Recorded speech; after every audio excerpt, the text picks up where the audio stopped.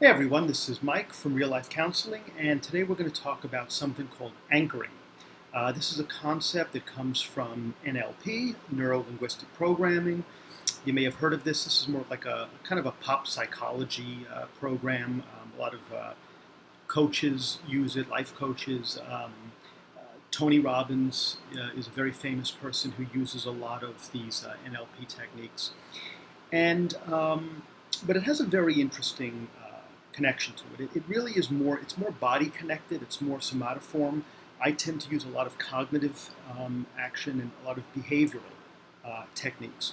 This is more body centered, it's more physiological. And the idea is this, that you anchor a good emotion to a part of your body. So for example, if you're feeling a positive emotion, either naturally, just something great happens and you're naturally feeling high. You got this high, oh, this is fantastic. Or you create it. You imagine it, you use guided imagery and visualization to create positive feelings. Now, the natural one is ideal, right? If you're just naturally feeling great about something, right, that's the perfect time to what they call anchoring it. And that means you have the emotion, and then you stimulate a part of the body, and you're trying to connect the emotion with that part of the body. So you're feeling good and you rub or squeeze your earlobe. You're just feeling great and you just touch it. Or maybe the webbing between your index, your thumb and your index finger, right? So between your index and your thumb, and you just kind of rub that webbing. And the idea is this. The idea is that in your brain, you're feeling really great, and now you're having a physical tension, a physical feeling in a part of your body. And the goal is to have the brain connect that physical feeling with the emotional feeling, right? So if the brain says, wait a minute, we're happy, and there's this pressure on the earlobe, then when you're not feeling happy, if you put the pressure on the earlobe, that will convince the brain to say, wait a minute, last time we touched the earlobe, we were feeling happy. Gee, I guess maybe we're feeling happy again. It's designed to trigger those feelings. So you have these naturally or created positive feelings, and you anchor them to some part of the body that you stimulate, the earlobe or the webbing. And you do this again and again and again and again. And so the idea is, as I've said, that the brain will be tricked. The brain will be tricked into thinking that it is the stimulation that's the cause of the positive emotion. And that any time you need a fix, every time you need a fix of happiness or joy, you can create it. Because your brain says, wait a minute, I'm triggering my earlobe. Oh, wait a minute, that's the happy thing. Oh, so you trigger it, I'm feeling happy again. Now, that's the theory, and that's the idea. Now, a lot of people have had a lot of success with this.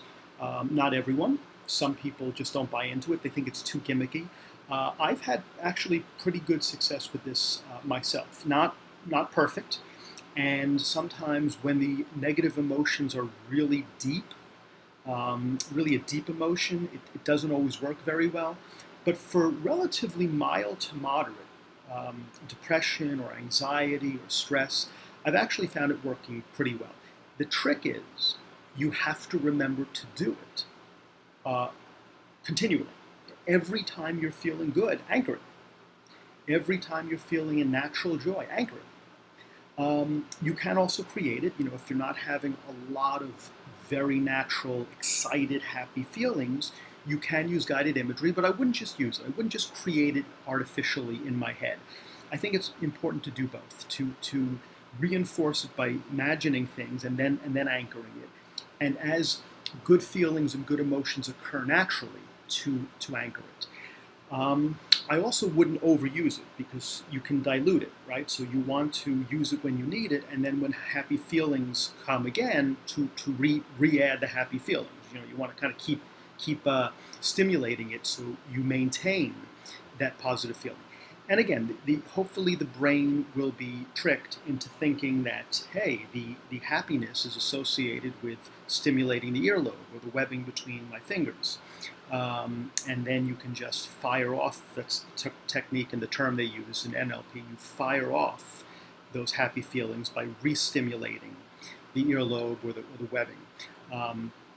Give it a try. Some people love it, some people swear by it, some people nothing, doesn't work for them at all. Others, like myself, it works in certain circumstances and in certain conditions, but not in others.